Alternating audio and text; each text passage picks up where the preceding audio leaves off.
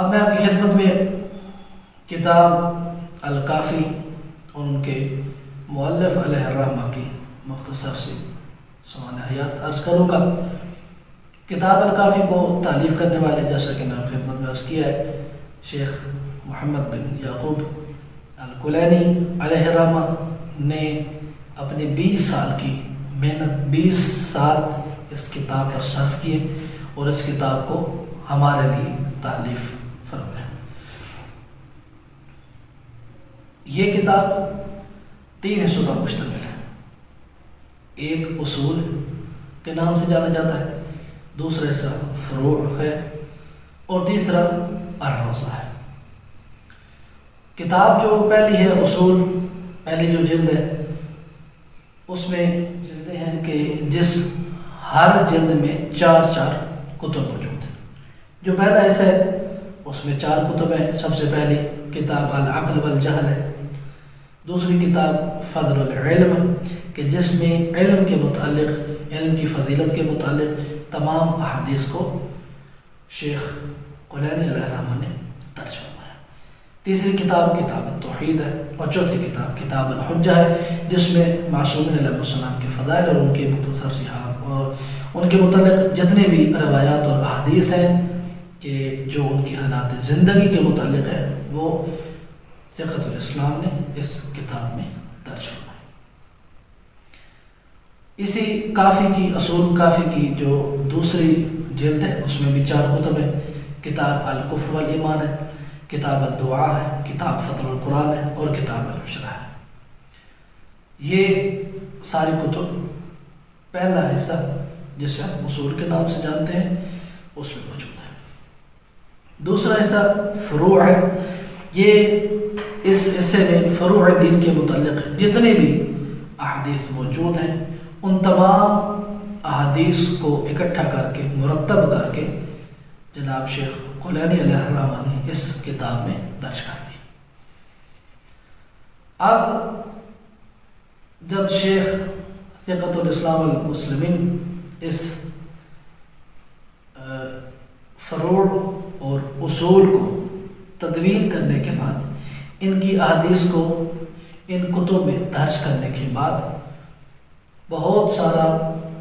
خزانہ احادیث باقی رہ گیا تھا کہ جو نہ تو اصول کے ساتھ مربوط تھا اور نہ ہی فروع کے ساتھ مربوط تھا کہ ان کو اصول میں درج کر دیا جائے یا ان کو فروع میں درج کر دیا جائے، اور وہ اتنی اہمیت کی حامل تھی کہ ان کو ضائع بھی نہیں کیا جا سکتا تھا۔ تو بہتر یہی سمجھا کہ ہم اس کو اصول کافی کے ہی آخر میں، کافی کے آخر میں ہی اس کو درج کر دیا جائے۔ تو اس کا نام شیخ کلینی علیہ الرحمہ نے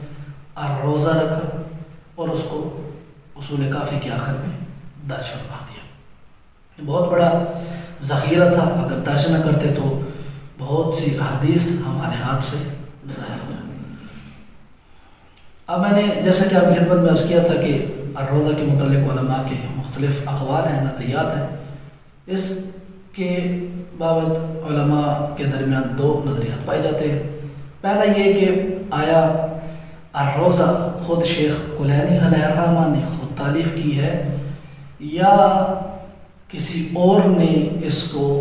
احادیث کے اس باب کو تالیف کر کے اصول کافی کے آخر میں ضبط کر دیا۔ شیخ محدث نوری علیہ الرحمہ نے اپنی کتاب مستدرک الوسائل میں یہ بیان فرمایا، جناب آیت اللہ قدوینی علیہ الرحمہ کا حوالہ دیتے ہوئے، کہ انہوں نے، ان کا یہ نظریہ تھا کہ یہ کتاب حضرت علامہ ادریس حلی علیہ الرحمہ نے تالیف کی اور اس کو کافی کے آخر میں درج کر دی۔ دوسرا نظریہ کیا ہے؟ دوسرا نظریہ یہ ہے کہ نہیں، بلکہ خود فقہ الاسلام نے اس کتاب کو تالیف کیا، تالیف کرنے کے بعد کافی کے آخر میں درج کر دیا۔ دوسرے نظریے کی دلائل سننے کے بعد ہمیں یہ واضح ہو جاتا ہے کہ پہلا نظریہ قابل قبول نہیں۔ دلائل کیا ہے؟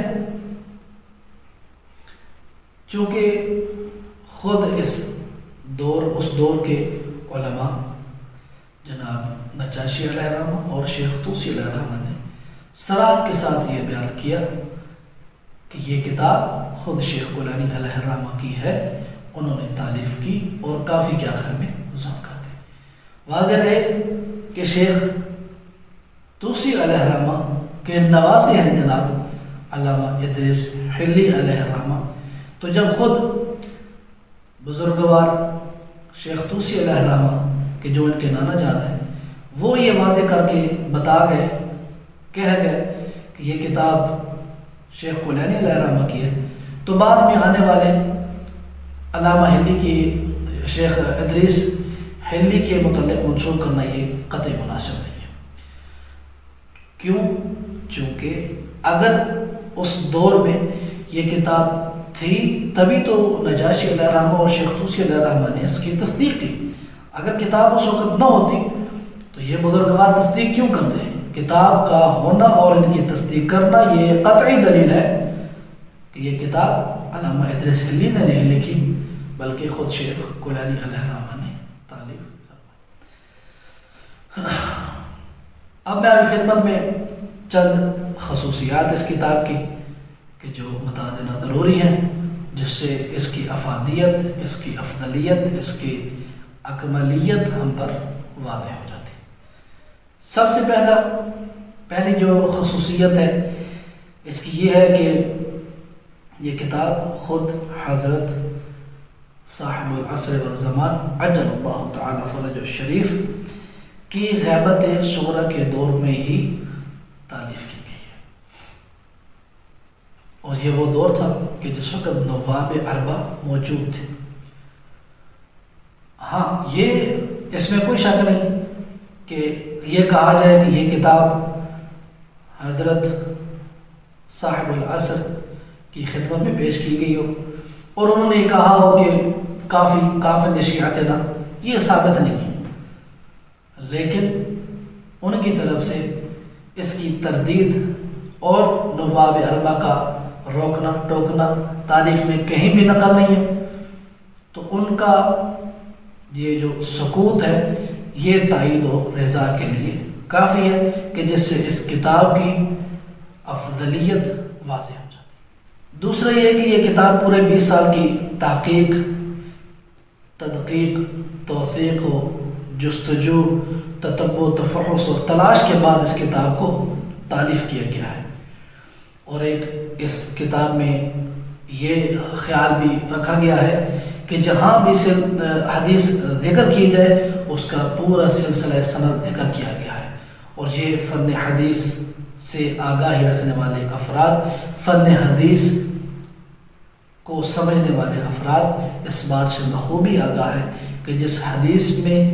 مکمل روایات کی سند ذکر کی جائے، سلسلہ سند ذکر کیا جائے، وہ حدیث زیادہ اہمیت کی حامل ہوتی ہے بنسبت اس کے کہ جس کی سلسلہ سند کو حذف کر دیا جائے۔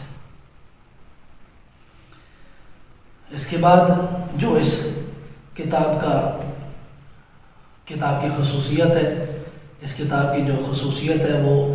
یہ کہ اس کتاب میں ابواب میں جب احادیث کو ذکر کیا گیا تو اس چیز کا خصوصی طور پر خیال رکھا گیا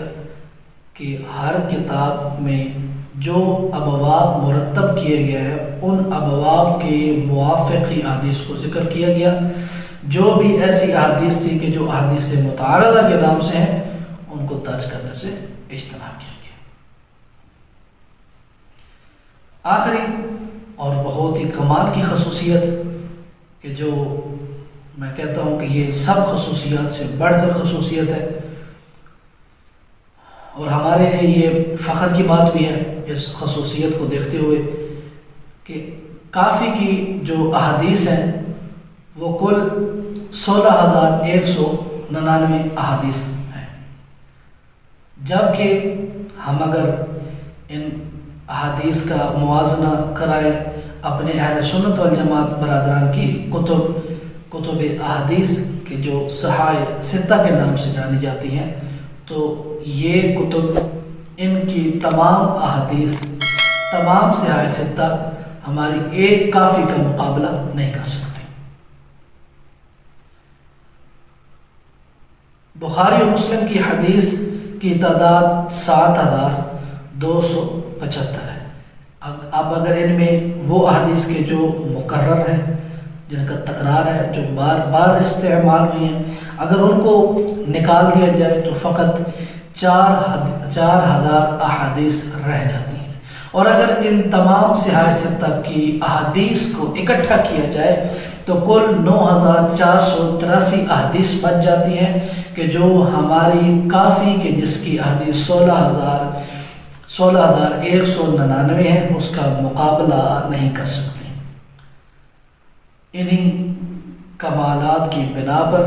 بلا خوف و تردید کہا جا سکتا ہے کہ ابتدائے اسلام سے لے کر اب تک احادیث میں کافی کے مقابلے میں کوئی کتاب مرتب